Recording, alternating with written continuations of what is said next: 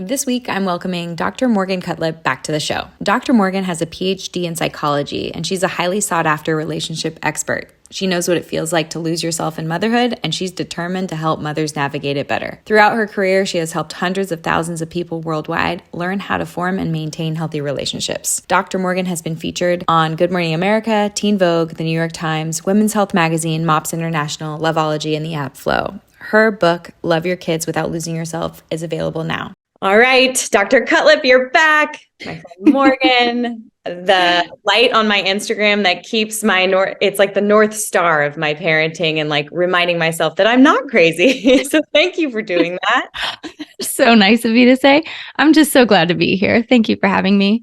Yeah, this is going to be fun. You wrote your new book, Love Your Kids Without Losing Yourself. Mm-hmm. And in this book, you talk about the core conflicts that moms have and how to prioritize ourselves and why it's really hard to do that. And I feel like when I was reading that book, I was like, yes, my mom was perfect. Yes, the world tells me I need to give my whole being to my children. And then I'm like competing with Chris about who has it worse. I came full circle in reading this book, and I want our audience to like really understand why it's so hard to prioritize ourselves and really what are those conflicts. So I kind of want to jump right in if you're open to it. Yeah. Do you want me to, I'll give like a 101 over the conflicts. Yeah, this is so meaty. And I think it is where we start to feel like we like lose ourselves. So let's talk about the core conflicts that all moms go through and why it's so hard to prioritize ourselves. Yeah. So when I was outlining my book, I remember just thinking, I don't want to be all negative about some of these things, but I do think that there is a lot of power in providing language and definition to things that feel really invisible. I think a lot of us moms, we get into motherhood and we expect one thing and we're like, gosh, this feels hard.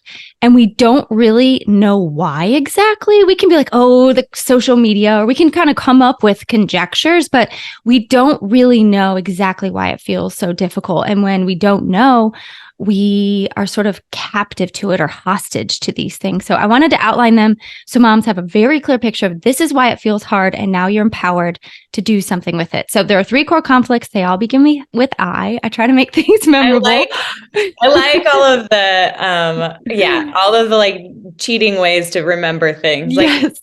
And I will give you the later, and we can talk about that one too. But let's start with the I's. Okay, so the first is identity, and the conflict is my needs versus the needs of everyone and everything else. And I think this is sort of like a tale as old as time for women. This is a common thread, I think, in almost all of our experiences, but it intensifies after motherhood. And the idea behind this one is that as women, we're sort of programmed or raised to believe that we must self-sacrifice for the preservation of our relationships. And so we sort of learn we need to keep our needs small so that we can keep the peace everywhere else. And I think it's important to say that in early motherhood, this is necessary. We have to sort of move to the back burner to care for our kids. But what I see happening with a lot of moms is that we make our needs small in the beginning and we keep them small for years and years and years. And we get to a place where everything else takes priority over us and we don't even know what we need anymore. We get a moment alone and we're like, I don't know what I like to do. I don't know what my hobbies are. I don't even know how to have fun. I don't know what I need to feel better. And so we lose touch with ourselves along the way. And this, I was talking to a woman yesterday who had grown kids, and I gave a presentation on some of this content. She's like, I needed to hear that because my kids are grown with their own families. And I asked my son to go to the movies and he had plans, and I was like devastated. And I think that's so normal, but I know that there are moms of older kids who sort of resent their children having lives of their own and adulthood. And part of it is because everyone else's needs have come before ours for so long that we are defined through other people. So that's the first one. That's really, I think, powerful and just a thread through the whole book. The second is, yes, please do. This is such an important thing, I think, for being that for so many moms, and I would say from my personal experience when, I have little kids, I'm breastfeeding, so I am needed and being a mother is so much a part of my identity. But when I think about like, who was I before kids, it was like, I would have, girl dates to yoga with my friends, and we'd hike the canyons in Malibu. And I would love going to the farmer's market and like leisurely tasting things, which is like not the experience when you leisurely take anything. toddlers to the farmer's market. It's like, oh, don't grab that. Like it's just but it is interesting to say like who was I before kids, and how do I like hold on to that? But I don't, I look back and I think there's so many young moms that feel this way, where you're like, oh, well, when I have kids, like I'm going to raise my kids like the French. Like I'm still going to have late dinners with my friends and bring them, and I'm still going to get to do yoga, and I'm not going to wear just yoga pants. And I think I really appreciate that you said like there is a need for this in the beginning, but at a certain point you need to sort of like start speaking up for yourselves and your needs, because you do, like when you don't speak up for your needs, I think that's what Chris and I have felt is like that's the beginnings of resentment of like, yes, well, I don't get to go, you're getting to go surf and I don't get to do yoga. And, it could be like, whatever it is, you're like finding reasons to pick at each other. But the whole reason is because like someone else is getting to connect to their previous identity or their identity, and you're not. Yeah, I think that's really a powerful thing. And something that I try to encourage moms to recognize throughout the book is that we have a sense of agency in our relationship, and especially in our relationship with ourselves, that we can tap into our personal power to do things like assert our needs in our relationships, to take care of meeting our needs.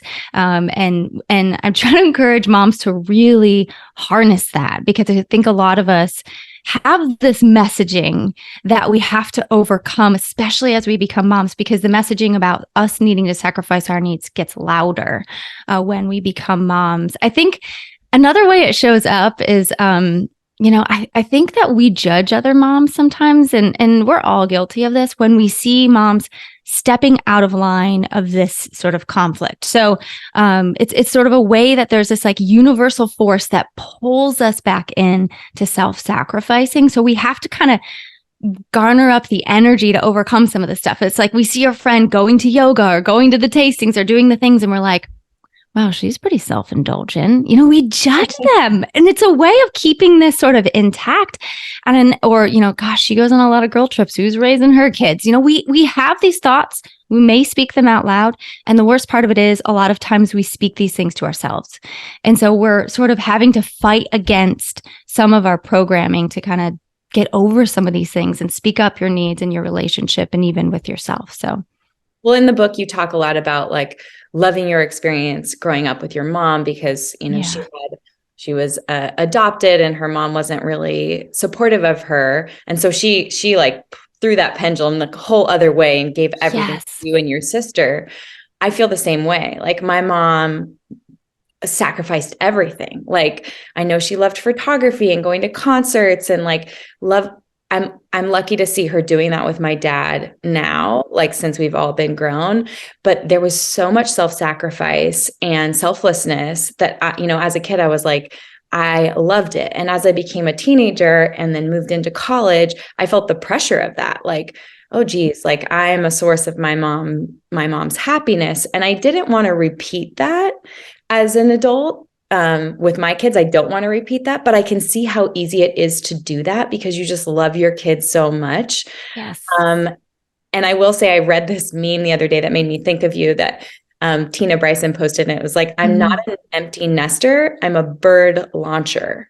And it's like, I love that. I love thinking about that, because you're like, I can hold on to my identity. I can teach my children to advocate for themselves and their needs and to understand these conflicts too, so that when they get older, they don't have the guilt. Because I think what you're talking about, seeing other people go to yoga, seeing other people go on trips with their husband, or like girl trips, or really just maybe their nails are done and they got to like get dressed this morning. Like it could be that little, to be like, to not judge based on where we came from, but to say like, why is this stirring something up inside of me? It's because maybe I'm not getting enough of that. Totally. Yeah. And, I love that you brought up the story about my mom because you're bringing up another part of it that I have spoken about. But the way I speak about it speaks to the second conflict. So you're talking about when we invest everything in our kids and our kids can feel the weight of our identity on them.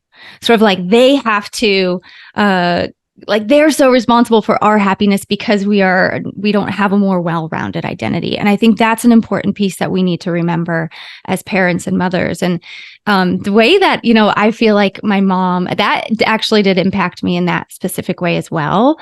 But another way it impacted me has to do with the second conflict, which is around the idealization of motherhood. And the conflict is my ideals versus my reality. And this conflict is really all about how we come into motherhood with really like a whole slew of templates and messaging that we've absorbed over the years from our caregivers, from society, from all these things about what it means to be a good mom or a good parent that we don't actually recognize until we're into motherhood. And then they come out in the form of expectations we hold ourselves to. And so we don't even really know about these expectations. Honestly, a lot of times we don't define our expectations or we aren't that aware of them.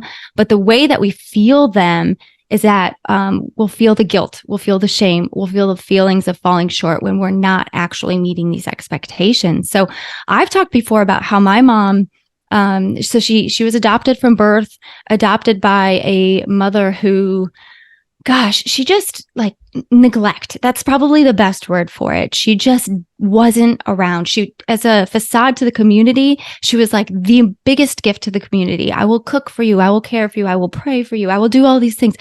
But in the home, she is not available to her daughter. No warmth, no nurturing, and any of those things. And so I talk about in the book how my mom used her pain as my gain. And my sisters, she really used her painful past to fuel this experience of becoming a different type of mother to us. And I am so blessed because of that. I'm so grateful because of that. But also, my mom was like, she was board. Actually, she was president of the Board of Education. This is how involved my mom was. This past fall, I did a bunch of different Mops presentations, and she was at my first one. Like, I'm 41, and she's coming to my extracurriculars. My mom, she was the room mom in every class. She coached all of my teams. She just was next level, and I'm so, so grateful. But also, I felt like crap for a lot of my early motherhood, especially it was triggered a lot when our kids started school. And I was like, why do I feel like no matter what I do, no matter how much I prioritize my kids, how much I'm showing up, I feel like I'm getting it wrong. And I had to recognize that the expectations I've just carried over from how my mom mothered me didn't work for me. They didn't work for our family. I had to make adjustments. My husband travels almost every week. I homeschool part-time. So like that's a different shift. My mom didn't work. I also work. And so I had to make these adjustments. And I think so many of us have these unexamined expectations that end up whispering messages of judgment and guilt that we really need to put on the table and examine. It's so important for everyone to hear that because it is. I mean, like you idolize your motherhood, you idolize your mom. You're like, you're a superhuman, superwoman, and you've taught me how to show up. But it also might not work in this exact family situation. And I'm in the same boat as you. Like I'm the breadwinner and the only income in my family. And my mom was 100% stay-at-home mom and was able to give every hour of her day to us. And Chris is our stay-at-home dad. At this point, he's writing a children's book right now that I'm like really excited about. But his main priority is being our kids' 100% caregiver. But like parts of me find a hard time with that. I'm like, I want you to be, if I can't be the one raising our kids, I want to be so grateful and thankful that you can be the one doing it. But I have these expectations for myself that I'm going to be the room mom, that I'm going to be the soccer coach, that I'm going to get to drop off and pick up every day, and like, there are days where, we're podcasting today. Chris dropped off our kids at school and I have to be like, he is my partner. He is their dad. He loves them more than anything in the whole world. Like, I need to shift that and be okay with that. And, you help people do that in the book by kind of like changing that expectation or rewriting that narrative so that you can say, really speak what your needs are. And my needs are that I need Chris to drop the kids off at school so I can prepare properly for my podcast so that I can show up in the world and share meaningful things and get, wonderful doctors like your information out to the world so that moms can let go of that guilt, and that is part of my identity. And I can't let go of that. And I have to also see that it's the balance that is so hard to get. And I love that you say balance is baloney, because you're bringing up so many important things. And I just think that, part of this requires maybe a little bit of grieving. I think I spoke to a woman yesterday at this mom event, and she's just in tears talking to me about this very thing of just like, I have to work and, I love my work, but sometimes I can't do the things I always thought I'd do as a mom. And she's crying. And I think it's painful sometimes. And we do, it might require some grieving before you get to rewriting the narrative. And so if you need that time and that space, then I think you need to take that. And I think, it's sort of, my book kind of starts all integrating. So this is reminding me of when I talk about priorities and I say, there's pain in prioritizing. There really is, because we can't prioritize all of the things all at the same time.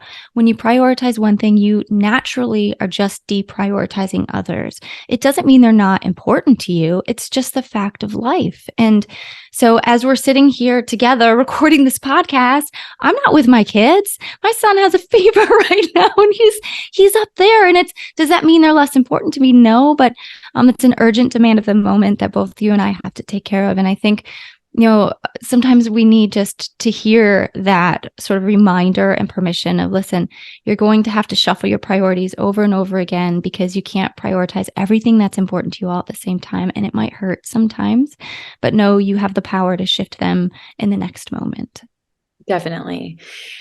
I think what has come up for me throughout your book is kind of just understanding that guilt piece, and also understanding that I'm going to grieve at different stages in my children's adolescence. Like, I have a little bit less mom guilt now that Sebastian's in Tyke, because he's going to school for longer hours. And I feel like if he is at school, and I know that that is a priority for our family, that he is being educated somewhere at home or at school, that I don't feel guilty about the hours where he would have been gone anyways. I know no, I get that.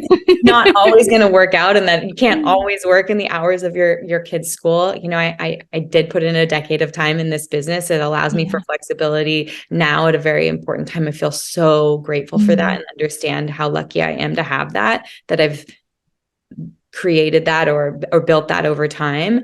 Because that wouldn't have been the case when I first started my business. Oh yeah. I get that. So it is like, it's interesting to see.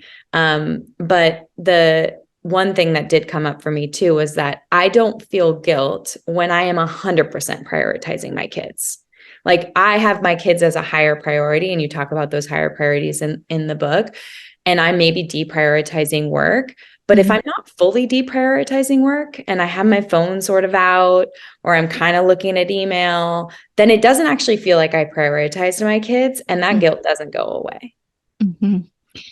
Guilt really stinks in motherhood. So I'll just kind of do like an overview of how I talk about guilt. So I don't think all guilt is bad. I think there are times where I'm in the same place as you, especially through this book launch process, where I'm like, woo, this is a lot of phone time lately. And it's not always bad, because it is something that comes up when we feel like we've violated some standard we hold ourselves to. And so if I'm with my kids and I'm sort of like glancing at my phone over and over again, but I'm really wanting to prioritize my kids in that moment, and guilt creeps up, it's going to remind me to make a shift and put my phone in a drawer, which I've done. My husband found it in the silverware drawer the other day, and he's like, why is your alone in here. It's like, I just couldn't. I needed to put it away. So I felt good about how I was showing up with the kids. So sometimes, and a lot of times actually, it's really helpful. So let's not totally demonize it. I think that's important. However, there is a whole other category of guilt, which I call undeserved guilt. This is a guilt that comes up when we have violated some standard, but the standard is impossible. The standard is way too extreme. It's like an expectation on steroids. And so these are the ones that we need to really unearth. We need to put on the table and we need to start to rewrite. So, I know these can sound really silly, but I've heard these from moms, and I think they operate in a lot of our lives. So for a stay-at-home mom, it might be something like, because I'm a stay-at-home mom, I should never need help. Right? Which I hear this all the time. It sounds so ridiculous, but a lot of moms operate by holding themselves to this standard. Work is easier. Work is so much. For me, it is. Like, this is great. Yeah, it's so much. So anytime you violate then this impossible standard, oh, I need to ask my partner for help. You feel this tension and then this guilt comes out. Or it might be, I have this impossible standard that, because I work part-time, I've always worked part-time. That was a purposeful decision for me. But I had this idea that all of my me time was used up while I was working. So it was like my work time was yes. I think a lot of us right do. Now. I don't have time. I can't yes. Okay. Please just explain this because I'm like, working when they're at school and that's my me time. That's your me time. Right. So I'm negotiating for the weekends when they watch like 30 minutes of cartoons to be like, and then I'm going to sneak in my yoga class right now because they're watching cartoons anyways. And it's the only time they watch cartoons. And so what am I doing? Help me. So I know this place. And so what it does is it prohibits us from actually taking any extra time because work time is not me time. Work time is like when I had kids which were younger, I was working with my dad. So that actually was his time. And your work time is probably like to the people you're in meetings with or all of the things that you're doing. So you don't actually, that is clients' products. Yes. Yeah, that's not your me time. That's not it's fulfilling, but it's not recharging. Yeah. And so it's part of it is tapping into the narrative that's going on underneath that belief system, which could be something like a good mom spends all of her extra time with her kids. And maybe which is what I think my mom did. Although I don't know, if I really think back, I have memories of some other things, but you might have absorbed that narrative. And so then you have to challenge it. Do I actually believe this? Is this actually serving me? If a friend said this to me, what would I say to them? What is the evidence? Does Chris say, how dare you take a little bit of time when you had all your free time when you were working for the family and providing for us? No way. He would never say that to you. So part of it is really digging into it, challenging that stuff. And then there's a second part, which is really important. And that's making behavioral changes before you actually feel ready. I am a huge believer in this. If we wait for our feelings to come in line before we make a behavioral change, and it's just half the time we'll never make it. It's the same with even like healthy lifestyle stuff. Sometimes it's like, I don't feel like working out, but I'm going to do it. I'm going to behave this way. And then our feelings will start to follow. That behavioral change will support the emotional and the mental, the cognitive change. And so that is such a big tool that we can tap into in these times. You make such a good point because whether it's like the weekend or Chris is like, and he is the guy who's like, go, go, go. Because so nice. A little bit, he's like, I'm earning my surf time and we're trying to tag team and be a team and save, like really, really save that identity for one another. Like really prioritize that personal time and make sure that we're doing things that we love, feeling connected to people outside of our family, like our friends, and for Chris, like, I've said this on the podcast before, but him surfing out there, even though he doesn't know the guys in the water, he goes enough to be like, hey, like, you're not my best friends, but I'm like, it feels good saying hi and even having like a small chit chat with some other man my age that isn't a 4-year-old tyrant or like, I mean, our kids are so lovely, but they're also toddlers. They're like learning to communicate. Yeah. And Chris is constantly negotiating with them, so, but to have that personal time and to really, I need his help. And I've said it before, like, I need your help to help me prioritize me. And I know that is a big role because I have all of these baked in beliefs you're talking about. Like, I know who I identified before having kids. I now identify as a mom. And you said this in the book, like most people want to identify as a good mom. We want to like show up for our kids. We want to, and we feel like we're falling short, and I think that goes to our third conflict, which is the intensity of all of this. Can we talk? I literally just got full body chills. Like I have goosebumps. This is probably my favorite conflict, not because it's a great conflict, but because when I came across the research around it, it just felt like it was the missing piece. It felt like this is what is so different about our generation of parents that is making parenting feel really difficult. So the last I is intensity, and the conflict is I must be a perfect parent versus my parenting is good enough.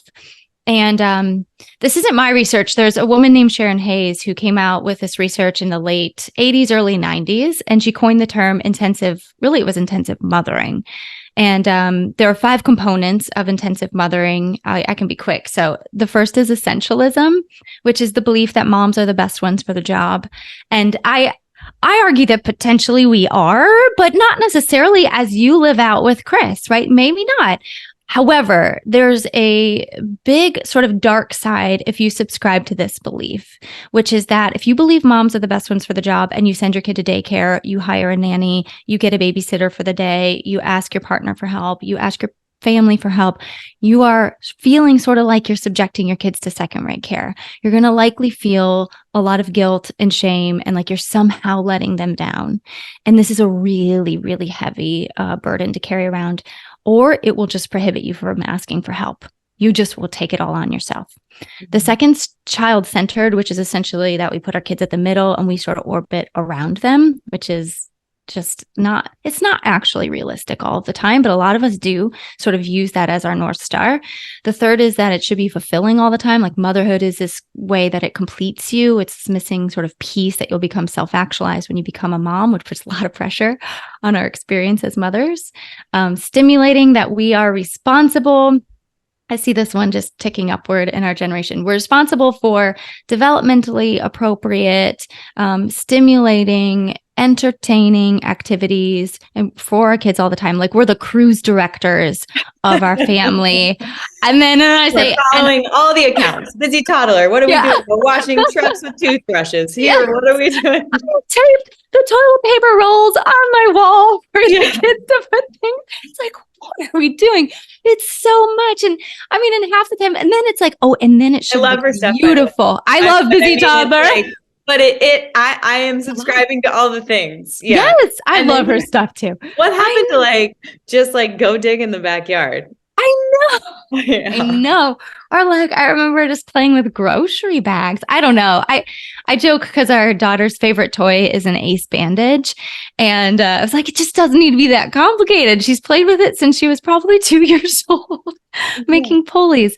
But on top of it all, not only does it have to be stimulating, it needs to be wooden and beautiful and Montessori-esque and all of these things. So there's just a lot of pressure. And then the last one is that it's challenging, that it should, if you're doing it right, it should feel hard. And I still see that messaging really put out there. Like, if it feels hard, it means you're a good mom. It's like, well, do we really want to promote this messaging? Because if it doesn't feel hard, that means you're a bad mom. I don't believe it needs to. So this is the key part of all of this. And really interesting is that when Sharon Hayes has done this research, she found that motherhood is related to a lot of negative outcomes, and it's a temporary relationship. So higher rates of depression, higher rates of anxiety, and lower rates of life satisfaction, which is sort of this depressing piece. But here's here's the hopeful piece. When she analyzed the research a bit deeper, she found that it isn't actually this direct impact of motherhood on these negative outcomes. The impact comes through the subscription to these 5 belief systems. And so what we can take from that is that we can change our experience in motherhood by changing our relationship to these 5 belief systems. And I think that is a really powerful part of her research and of this last conflict that we struggle with. I mean, it makes sense. Like feeling that it has to be hard or you have to make it hard. It doesn't have to be hard. And if something isn't working for you, I mean, my favorite thing to do when the to-do list is long is to look at the to-do list and say, like, what have I made up? Yes. What am I love that. What am I making up that actually is just this quest for perfection versus not being just good enough? And I tend to get that way if I feel like a little out of control or overwhelmed. I'm like, well, let me write down everything that I need to get done. And I'll like try to be very thorough and add too many things. And then I'm like, what am I like? No, like this doesn't need to happen. That doesn't need to happen. I've started saying no to certain birthday parties because we're like at the age where whole class. And I'm like, I don't even know if Bash is friends with this person, you know? I mean, they're in the same class. I'm sure they play together, but like really, and that goes back to that child-centered thing. It's like, I'm saying yes to every birthday party and every sporting event and everything because I believe I need to put him in the center of my universe, when in reality, I have to really be thoughtful around, what do I want my weekends to look like? Do I want to play 4 baseball games in a weekend? Is that because you start saying yes to stuff now, which at a young age, you really say yes to it for a long time. Yeah, you can't. It multiplies. You can't really run that one back. No, I'm learning this lesson. We're in baseball season. I'm learning this lesson.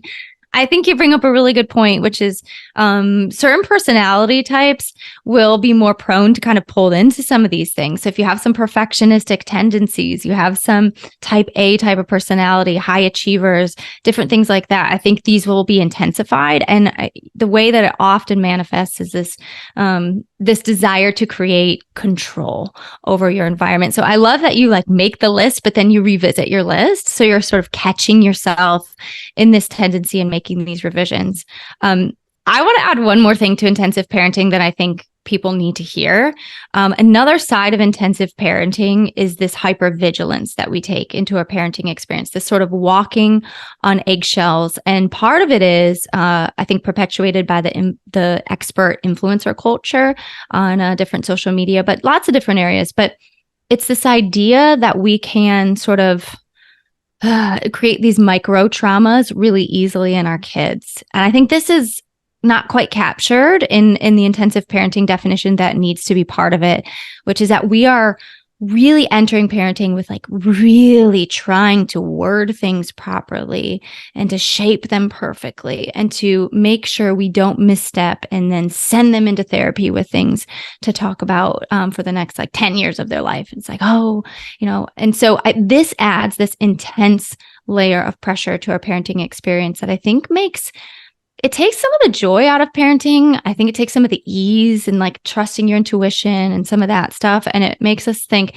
okay, how do I word this exactly right? What's that phrase that I saw on Instagram? I think I saved that post. I should go. So, it causes us to freeze sometimes. And I think it adds a lot of weight to our parenting experience. Oh, you hit the nail on the head. I mean, I feel really lucky to have a personal relationship with Tina Bryson. She wrote The Whole Brain Child. She's amazing. Chris and I had a call with her just because parenting can feel really overwhelming and the internet can feel, like you said, it really intensifies the parenting of like, I need a script for that. And the podcast, like I love interviewing parent experts, but it puts a lot of expectations on me as a parent. It intensifies it. It creates this conflict you're talking about. I want to identify as a good parent, and the internet's telling me intensely that the good parent would see the problem, be able to be totally calm in the situation, see their feelings, name their feelings, tame their feelings. And we had this call and Tina was like, you know what?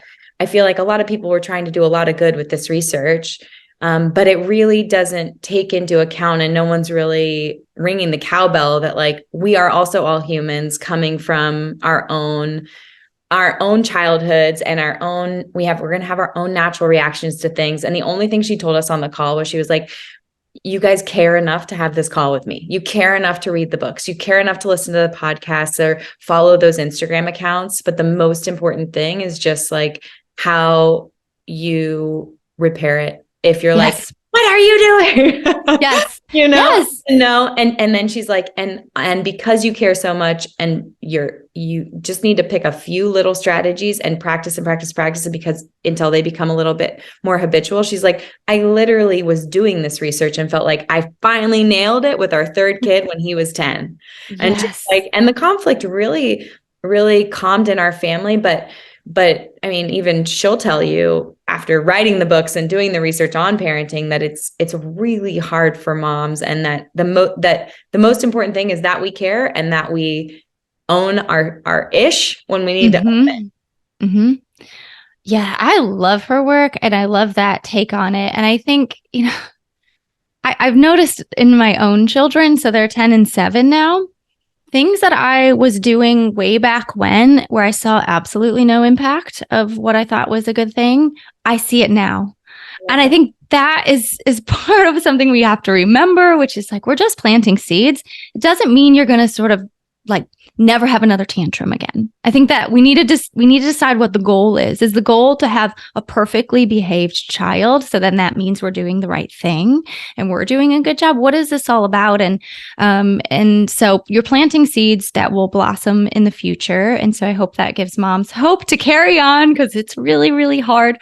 I think another thing is that I like to say there's no kid's going to leave childhood without something to sort of process. There's absolutely different levels of what they're going to leave childhood with, but there's a difference between our intention and our kids' interpretation of what we do. So we go into it with the best of hearts, the best of intentions, but the way that our kids hear what we say or interpret what we do is not fully in our hands. And you already said this, I'm just going to repeat it, which is one of our greatest tools is the tool of repair. How we come back and sort of complete the story with them when we've messed up. Oh, sorry, I yelled. Let me tell you what's going on. And it's had nothing to do with you. And I shouldn't have handled it that way. You know, we have plenty of opportunity to repair, but we are absolutely not going to get it perfectly. And that is an expectation we need to just kind of throw out the window. Right. Well, you've given, I feel like, such a diagnostic tool in your book, the RAM, the relationship attachment model, because it's something you can use with other people, but it's also what you teach moms to use with themselves, to mother themselves. And so I'd love for you to explain that, because, you know, just like repair, this is something that I can now use now that I've learned it in your book. I hadn't seen it elsewhere.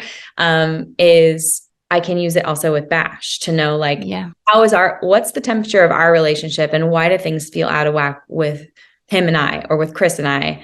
But you teach moms to, and I guess any dads who read the book too, how to use RAM for themselves. So can we talk about what is RAM and how can we use it to really better the relationship we have with ourselves and know why we don't feel like we're showing up in the ways that we should.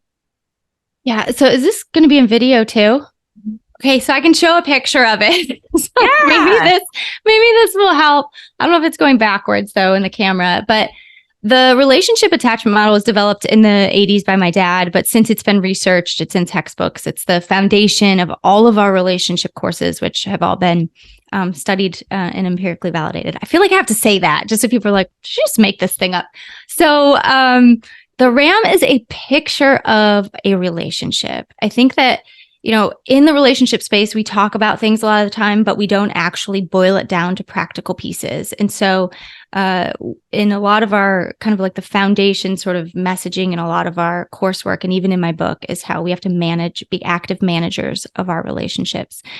But what is a relationship? So we give you the picture through the RAM, and it's a picture of a relationship and 5 bonds that make up, or points of connection that produce feelings of closeness or distance in our relationships. And it looks like, for those of you who are listening, it looks like kind of like an equalizer on a stereo with levels you can move up and down, and you can move them separately. And the composite of your picture will explain sort of what's going on in your relationship. It is like this diagnostic tool. So the 5 areas are know, so how you know each other or know yourself. Know yourself. We fall out of touch with ourselves very easily. Trust, which is your belief in someone or yourself. In the book, I talk about it as our self-concept.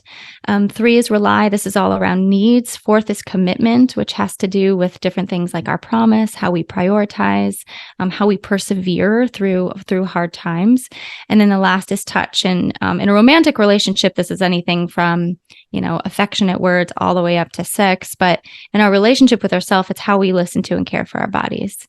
And so in the book, this is the framework the book is built around. I walk moms through each of these 5 steps in these 5 areas, and I apply it to their relationship with their kids, because I think that's easier for us to grasp at first. And then I apply it to their relationships with themselves. So, for example, one area is we have to know deeply.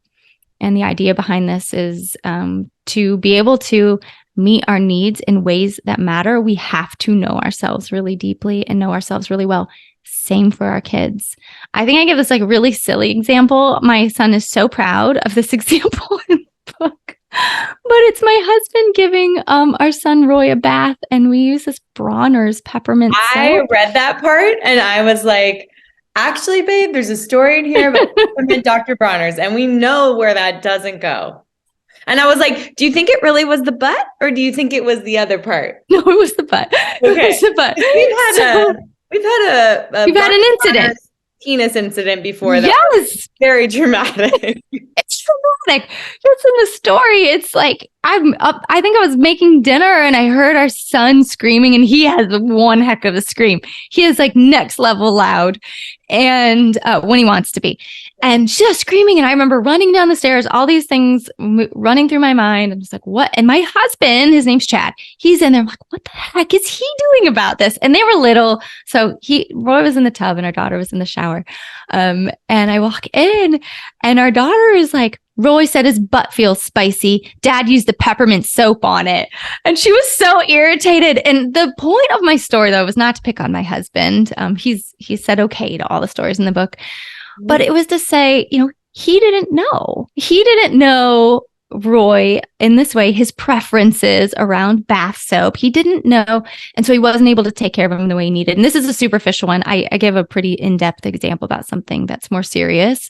And part of it is because he doesn't do baths a lot because he's out of town, and that's something that I've done, but it's just a silly example of how we know our kids so well. We know their preferences. We know how they like their, what's the way you cut the toast and the bread of the minute? It changes all the time. We know these things. And so we can take care of them in the ways that they need. But as moms, in the momentum of life, we are often really out of touch with ourselves. And so we have to come back into alignment to understand, what it is that we need so we can care for ourselves in ways that move the needle, because what works for me might not work for somebody else. Right. And it's constantly ever changing, I think, too. Yeah. Like you have, at least for me in reading this and kind of being like, well, what do I know? Like, what do I know that really like fills my cup, my bucket outside of my family and my kids? And I'm a broken record. It's yoga, like I love my, more than anything else. Like, yes, I will go for a walk or a run or jump on a Peloton, but to be in a class with good music, flowing next to people and feeling that energy, I am a completely different person when I leave, and I feel like it's meditative and connective, and I leave the car and there's no one in a car seat and I can play something other than, Flippy or whatever song I'm listening to at the time, and it's weird. It's like this thing, because what you just said is like, we know our kids so deeply. And so I feel really grateful that Chris does know my kids super deeply, because I can leave the house and know he knows how they like things cut, and he knows what they like to eat and what they like to do. And he, and I am lucky because I've had the time to allow him and allow me to have trust in him to do that, to build that relationship with them. But it is that point where that mommy guilt will come in when it's not Chris, when we're like, let's leave the kids with this babysitter, who doesn't know them as well. And so it makes it difficult, but it outside of like, okay, yoga and like seeing my like high school friends that I like love so much and like really connecting with them, it takes intention to get to know yourself. And you say that in the book. Like, what do you recommend for the moms listening, other than buying your book and following the prompts, which I definitely recommend doing, but like, how do you make space and time to know yourself? Yeah, I feel like I need to say, I don't want any false advertising here. So I do give really practical in the moment things that moms can do. But if you are so out of touch with yourself, there may be some deeper things you need to do to get to a place where you can just tap into the quick stuff that you can do in the moment. So I feel like I take moms on this deep dive and then I bring you out to the surface and I'm like, and here are the in the moment tools. So what you need depending on where you are. And, I think I give in the book 3 areas to really think about. I think 2 are really, really important to say. And the last one is kind of like, how congruent are you? But when you are getting to know yourself again, it's helpful to go deep into these different areas. And I try to take a lot of the brain work out of it for moms. And so if I give you some prompts or some things to think through, a lot of times I'll give a bunch of examples either in that spot in the book or at the back of the book. So you can just kind of be like, I'll pick and choose from these things. But one of the areas is to explore what brings you meaning. This is something that I think in the beginning, as we think about a question like that, we can be like, okay, my family brings me meaning, my kids bring me meaning, my work brings me meaning. We do this sort of those easy grabs. It's like, no, really think about that. What are some things that really bring you meaning? Is it these close connections with friends? Is it this bringing meaning being in nature? And for you, it's yoga, that's an important thing to know about yourself, that really fills you up in a bigger way. You get more bang for your buck when you do something like that versus maybe something else. So that's one area. And the other is what's important to you. And these can be closely related, but not quite. So what's important to you is about what you value. And really taking the time to work through some of these things can be really helpful. And then the last talks about alignment. So when we are living in a way that is incongruent with what brings us meaning and what's important to us, this is when we're going to feel like we don't know who we are. And this is when we're going to feel like maybe we're going to feel some guilt maybe pop up. And when we are like, gosh, we're so lost in this. And so thinking about how can I make small shifts? I'm all about little minor adjustments. Let's not try to like revamp your life in a day. Make a small adjustment to move closer to living more in alignment. And I give some examples of how to do that. When I was reading this part, I thought about one thing that I started doing was throwing my phone in the glove compartment. So if you're, at Salt Creek Beach, please don't vandalize my car. But it's kind of this like trifecta. I know myself enough to know I want my kids to know I'm there for them no matter what, that they can share anything with me, however scary. Like I have this saying where I always, and I'm sure someone in your position who has a psychology degree would be like, what? I tell my kids, it's always okay. Like, it's always okay. Like they do something that is not in, I have a boundary around or something. And then we come back together and I'm like, it's always okay. Like, as long as you are not hurt, like we will work through the tough stuff, or someone else isn't hurt, we will work through the tough stuff. It's always okay. And so I want them to know that like that's why that quote really resonated with me. Like, I want to be the bird launcher. Like I want to be the helipad that's like, or the bird nest. It's like, I'm here. I'm your foundation. Like, I've got you if you really need me, but I trust you to fly. And like, I'm going to give you this independence, and I want to give you these tools in life so you can go be confident and do what you want to do. And that takes like me knowing them really well. Right. And like being there for them, present physically. And I'll get back to the phone in the glove compartment, but we go to Salt Creek Beach and we like to go there as our park. Like we, instead of play gym with our little kids, we'll bring the Tonka trucks and we'll hit the sand. And so for me, it's like, I know myself enough to know that getting to being on the sand, being at the beach is a total it's just, well, for anyone, right? You see the horizon. It's amazing for your nervous system. You are in nature. Check. I love that. No one's on their phones. I put the phone in the glove compartment now. First, I'd be like, oh, like my job is to share my life. Like I'm really bad at doing that, actually. Same. I'm realizing more and more. I'm like, God, I'll like look and be like, wow, my birthday post is like still on the grid. And that was like 3 months ago. Okay. It's just like it is, it's a commitment to share there. I love sharing on the podcast. I think it's so fun to bring people like you on, but to have these aha moments and to sit there and say, okay, I'm there with my kids. I'm fully present. I'm connecting. I'm in nature. I'm at the beach at a place where I want. I've thrown my phone in the glove compartment. So I'm not even tempted by it. I do steal Chris's phone to take photos sometimes. I'm like, fair enough. Capture this moment. But even that can be distracting. But to know right there, that allows for what is my deepest desire, my anchor, which is I want my kids to know that I am their bird nest foundation, and that it's always I am their mother earth. I want to ground them. And it's I'm physically grounding them at the beach. I am physically grounded. I'm in something that, I'm in a location where I know is bringing all of our family joy and closer together. You probably feel the best. You probably feel the best in those moments. If you reflect, I bet it's these moments, at least the ones when you're with your kids. I'm sure there's maybe moments alone where you're like, I'm feeling good, but these are probably the moments you feel the best. And it's because you are, so I said my book starts to sort of integrate all of these different things we're talking about, which is because you are living in alignment with the mom that you want to be, which is a mom who is present, a mom who is focused on her kids, a mom who is able to probably get in the sand and play and have no distractions, who's getting to know her kids really deeply, who's spending this meaningful quality time with them. And so you are so in alignment in these moments that it becomes a really powerful experience for you, and you're feeling good about the mother you are. I'll say another thing that's really key, which is that in these moments, you are having needs met alongside you meeting your kids' needs. And I think that sometimes we forget that as moms, we don't need to take a vacation to have our needs met.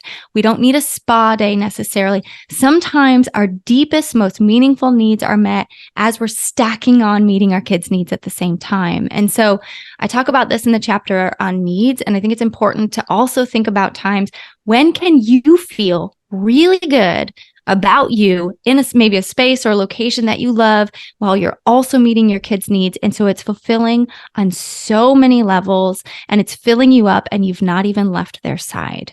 And I think that we need to remember these things because not every mom has an opportunity to get time alone that often. And so understanding that you don't need that necessarily to feel really good is powerful.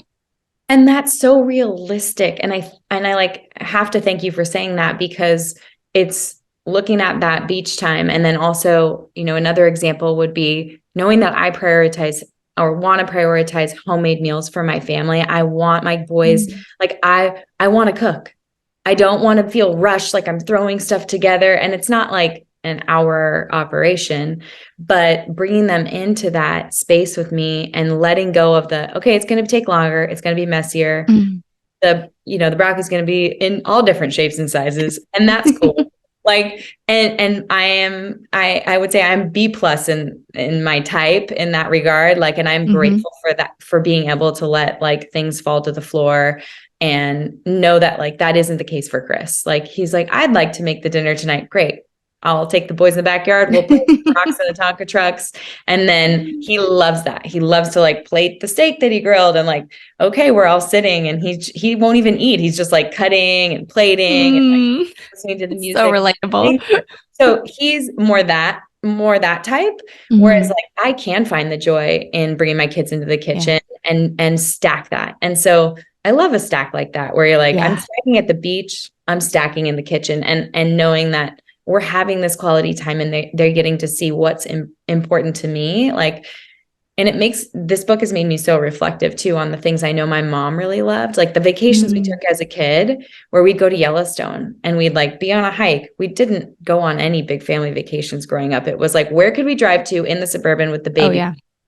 You know, and all three of my sisters and I in the very back of the Suburban seat, which was like 2 inches off the ground in the old Suburbans, you know? Oh, yeah. We had one too. You remember that? Yeah. So it's like, my mom had her big camera. She had her big Nikon camera and she was able to take pictures of us and the wildlife. And I saw her in her element and not having to take a vacation to get her time in or to connect with her true identity.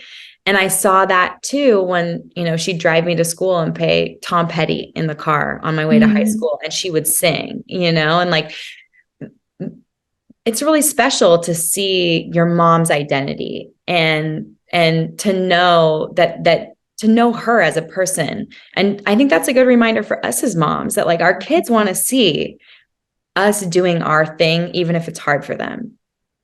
Oh, I'm like getting emotional listening to you. I know, I'm crying. I'm like, oh, I'm so like, I mean, yeah, no, it really is. I think that, sometimes in our culture, we tend to be really black and white about this stuff where it's like, okay, well, take care of myself as a mom. I got to be all about me, becomes me. And we swing on the pendulum way too far. And I love how you're just like pulling the concepts apart and applying them to real life, because that's what I'm trying to get at in my book. That's what I'm talking about. It's so much more nuanced. We don't need to come first. We need to turn. We need to have a part in our family. We need to take up a real position and not just be the invisible woman doing everything behind the scenes. And maybe that looks like pulling out that big old camera and like singing Tom Petty from the top of your lungs. I know there are so many things in my life with my kids that they will remember as uniquely me, and how I showed up, and they see me. And I even share on the chapter on priorities a story about Effie being really upset when I was writing my book because it took time from her, and she's so not used to that. I'm around a lot for my kids, and her struggling through that, and me she's old enough to have some bigger conversations, and me sitting with her and just holding her as she cried and telling her, my favorite place to be is with you. I mean, and that is the absolute truth. And also, this is really important to me as your mom. I get to help a lot of moms when I do this work, and that's going to help them be better moms and to enjoy their kids even more. And I'm so grateful that like you're sharing me a little bit in this season. It's not our forever, but it's a little bit in its season. And those are hard conversations to have, but I think also important in what I'm showing her. And I will say as a side note, it's this thing about the priorities and always being able to regularly shuffle them, because when I felt really imbalanced around how I had to prioritize like writing, for example, over my kids, I would then reshuffle, and I would get back to our status quo or spend a little extra time or do the things that felt good to me. Not that I had to, because I did something wrong, but because I wanted to. And that's how I feel best as a mom and what's important to me. We have to remember that it's okay for our kids to see that we are a separate person that has interests and passions, and that will be information as they grow up that will really serve them in important ways. Yeah, we had this conversation before the podcast, but I just think what you're giving Effie is permission to have her needs met in the future. And even though it's hard for her in the moment, because you give so much to your kids, and whether it's like homeschooling them and working part-time and really like giving your all, like showing up for them, like what she's going to be able to have is, instead of that pendulum ball swinging so much from your mom, giving everything to you feeling so much guilt around that, you're bringing that pendulum ball, even though it'll never stop and never be perfectly balanced, you're allowing the swings to be a little less aggressive so that she can stand up for themselves and have those needs met. And what you're talking about is using the RAM to say, okay, I've given all of my weekend to writing this chapter or these 2 chapters. How can I show up in the way that you maybe aren't getting something out of the interaction other than like you are because you're her mom, that deep, deep interaction that you'll have with her and bringing that relationship closer. But you can use that RAM to say like, do I know what am I in the know with her? Like, am I trusting? Can I rely? Can I commit? Can I touch? Can I cuddle? Can I be there for her? And you have all of these touch points now. And so do I, and so do the listeners, to say, how do I get closer with my child if I feel like I've pulled away? And more importantly, how do I get close to myself and understanding what are my needs? How do I advocate for those needs? I mean, this could be a 3-hour podcast, Morgan. I agree.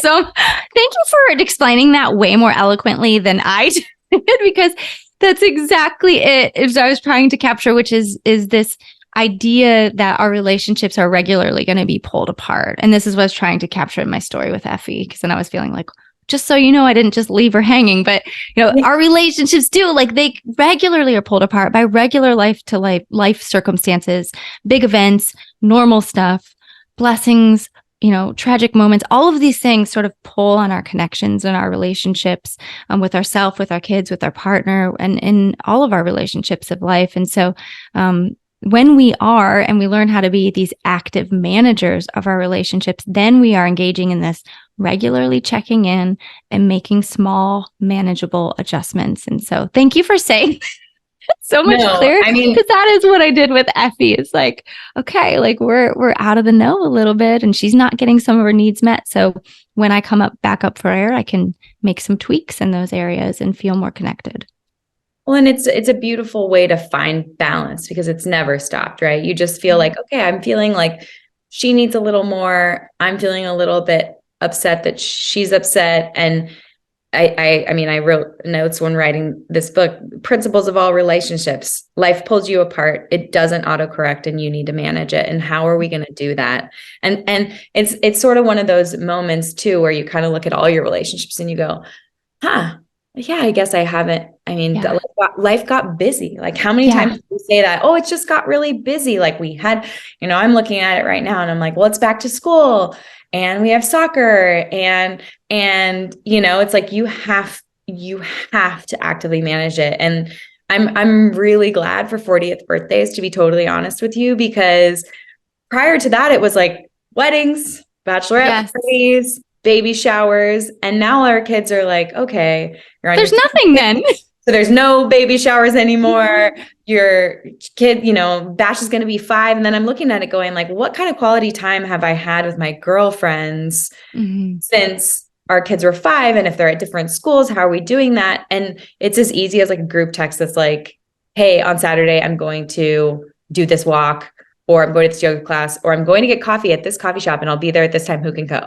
And it doesn't need to be everybody, but it's literally like, can one of your girlfriends meet you there so that you can reconnect with them? Because when you're not in the know and it's just out of like, I feel really blessed to like trust these relationships. They are my bridesmaids. They are like, we were writing real hard copy notes back and forth to each other from class to class, like I feel,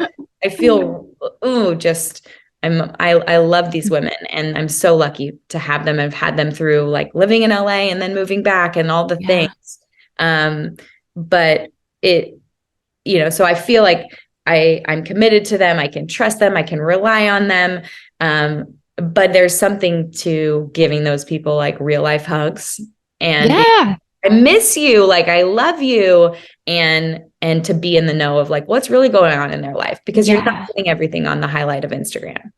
No. And you're just like, you're highlighting something which is so important, which is that this model does apply to all of our relationships. I mean, you're talking about it in your relationship with your friends. You're bringing out this point of like, we're not having any relationship issues in my friendships. They're just, life's busy and that naturally disconnects them. And so you're stepping into the role of taking initiative, managing that relationship, trying to get in contact. And, I think we talked about this on our first episode together in terms of romantic relationships. I mean, my husband, I don't even want to think this hard about it, but he was gone all last week. He came home for like a night or two and then he left again. So he's gone already. And we had baseball and then he's got a project going in the backyard. Just a whole nother, we do a podcast on that sometime. And so I didn't see him really all day Saturday. So I feel like, I mean, in terms of where I'm at in my relationship with my partner, and I think a lot of us with kids can relate, is that I feel totally disconnected. And so we could decide to stay here for the next 18 years and not know each other when we come up for air. But no, like we're going to have to come together, talk about it, decide when we're going to get some quality time and make some adjustments. And the same applies in our relationship with ourselves, because the reality is that when we are pulled and stretched so thin in our life, we are really good at being the first ones to volunteer to sit on the back burner. And so I think we are the one relationship that is the most easily dismissed and forgotten. And so I hope this book helps moms learn how to approach that differently. It absolutely does. And it will. Like, it was so empowering. And I think I want to close this out by saying, you make a really good point that yes, we are the first to go. And you're not saying, oh, follow what everyone says, put your oxygen mask on first. You have to go first. You have to fix all of your old traumas to show up as a parent or in your relationships with your husband or whoever. But the reality is, if you're not getting a turn, the resentment sets in, and the relationships are fractured anyways with yourself and others. So absolutely. What you are offering in your new book, which I love so much, and we're going to have people go pick it up because it's seriously like my style, like just approachable without being crazy prescriptive, with just some tools. Love your kids without losing yourself, I think, is a game changer. And I'm so glad that I read it and that I had a minute to reflect on it, because it speaks to me. Like, I'm probably, because of my mom and what I believe is important, never going to put myself totally first unless I'm on a book tour like you. And you need to. So keep doing that right now. In these very poignant moments, right? In these very small seasons of life, you may do that, but it's not going to be my zoom out, which back. You guys just need to read the book, because there's a part about zooming out that's really important too. It's not, when you zoom the camera out, that's not going to be the main theme of my life. But what this is it is a call to action for moms who are not even giving themselves a turn. Yeah. Absolutely. Thank you for putting your heart and soul into it. Ugh, you're making me cry. You're making a big difference, Morgan. You're making a big difference. Thank you. I just like you so much and adore you and appreciate you having me on. And thank you for your words. So, Love Your Kids Without Losing Yourself. Where can people buy it? Where can they order it? When can they get it? It comes out on September 19th. And so you can get it anywhere you buy books. Amazon, Target, Indie Books, Barnes & Noble. I think it's in stores in Barnes & Noble. And for a little bit longer, I'm offering my free gifts, probably for the next week or so. I'll leave those up, and you can find those on my website, which is drmorgancutlip.com/book. Okay. And go follow Morgan on Instagram. It's such a fun follow and very, very realistic. I think I've shown so many people like opening the Yeti. Oh gosh. Video. Like, this is my life. I feel like Chris screws down the Yeti so tight every time. And I'm like, I would do the dishes, but I can't actually open the water bottle. And you're like, why am I so angry about this? That one sends me into a fit of rage. It really does every time. Oh, where can people, Instagram handle? Where can yes. That's just Dr. Morgan Cutlip too. So everything's pretty much by that name. So I'd love for people to come follow along. Thank you. Well, everything will be in the show notes. You guys go listen in. Morgan, you are a joy and a pleasure and such a good mom. And I'm really proud of you for taking the time to launch this book. It's you're launching your own author career, and I know it's going to be a long one. So thank you for all of your time. I appreciate that so much. Thank you.